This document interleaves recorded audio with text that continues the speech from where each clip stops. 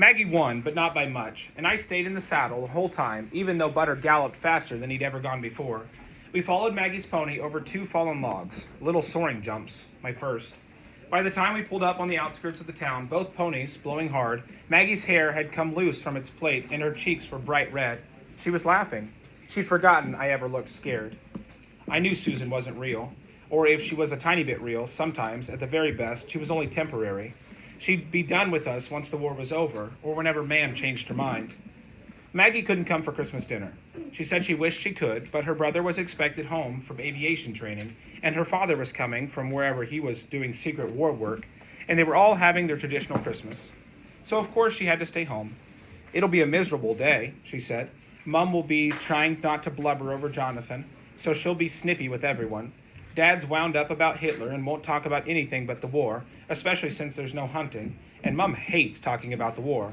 The cook quit to work in a factory, and the housekeeper's an awful cook, and we've not got but one maid left, and no footman in the house at all. So I'll be scrubbing on Christmas Eve, and Mum will be trying to help cook, and we'll sit down in this big fancy room with cobwebs in the corners and eat horrible food and pretend to be cheerful, and nothing will be like it used to be. People keep saying it isn't really a war, she said. Hardly anybody's being bombed. Hardly anybody's fighting. It feels like a war to me, a war right in my family. She gave me a sideways look. You're probably happy, she said. I'm not happy because you're miserable, I shot back. She shook her head. Oh, of course not. Come on.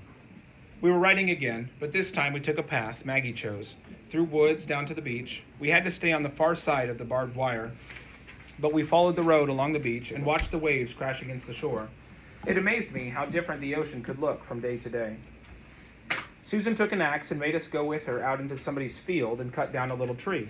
It was not a tree that went dead in the winter. It had little green spikes on its branches instead of leaves, and Susan called it an evergreen. It was snowing and the air was wet and cold. What for? I asked. Susan and Jamie lugged the tree home while I walked with my crutches beside them.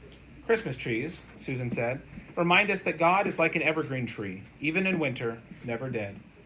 But you said the other trees weren't dead either, Jamie pointed out. Well, no, they're not, Susan said, but they look dead, and Christmas trees are a nice tradition.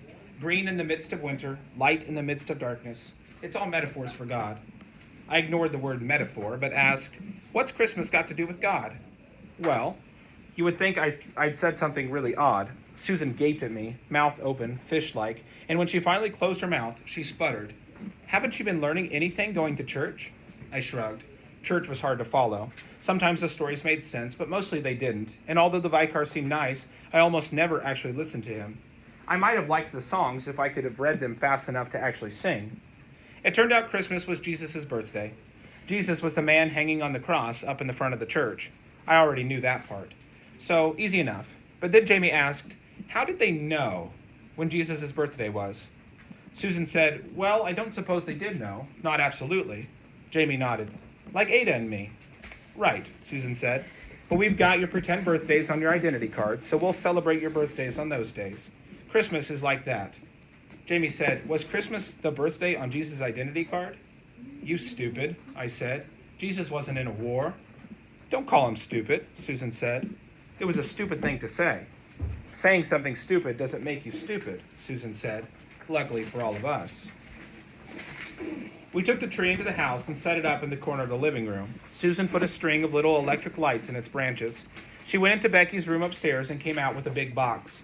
She looked inside, blinked back tears, and shut the box again. Let's make our own ornaments, she said. Wouldn't you like that? How would I know? I could tell she wanted me to like it, and I didn't want her to cry. It made me nervous when she cried. Yes, I said. Oh, Ada. She gave me a hug with her free arm. I took a deep breath and didn't pull away. These are the ornaments Becky and I put on our trees together. I'm not ready to have them out again. Okay, I said. Okay, she asked. Really? I didn't know what to say. Somehow Christmas was making me feel jumpy inside. All this talk about being together and being happy and celebrating, it felt threatening. Like I shouldn't be a part of it. Like I wasn't allowed. And Susan wanted me to be happy, which was scarier still.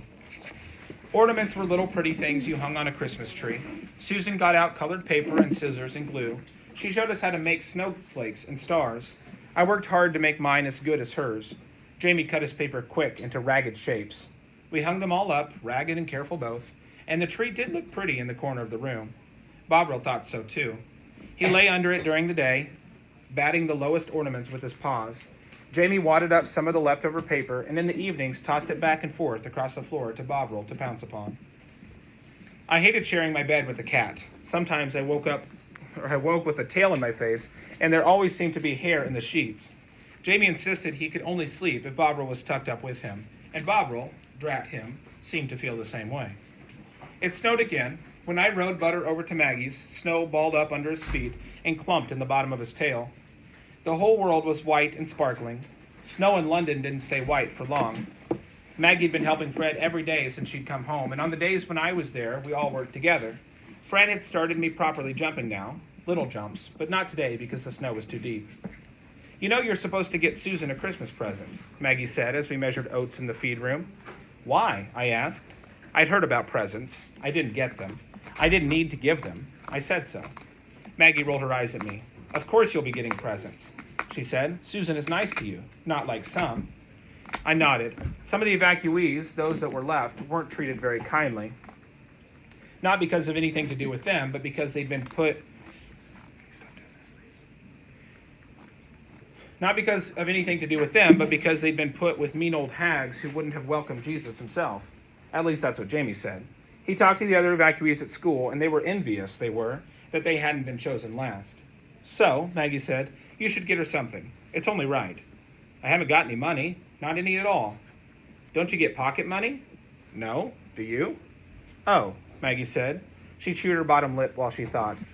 Well, you could find some job to do and earn something, I suppose. Or you could make her something. She'd like that. My mom always likes it when I make her something. It was an interesting idea. I thought about it as I started home. Susan had been teaching me to knit so that I could knit for the soldiers, but so far the only thing I'd made had been a washcloth. It was a hideous washcloth, wider on one end than the other, with loopy stitches that looked nothing like Susan's. Susan claimed it didn't matter because soldiers would be glad to have a washcloth no matter what it looked like. She also said knitting was like writing, or anything else. You got better the more you worked at it. I could work at it if I hurried. I turned Butter in the road and, despite his protests, made him go back through the snow to Maggie's house.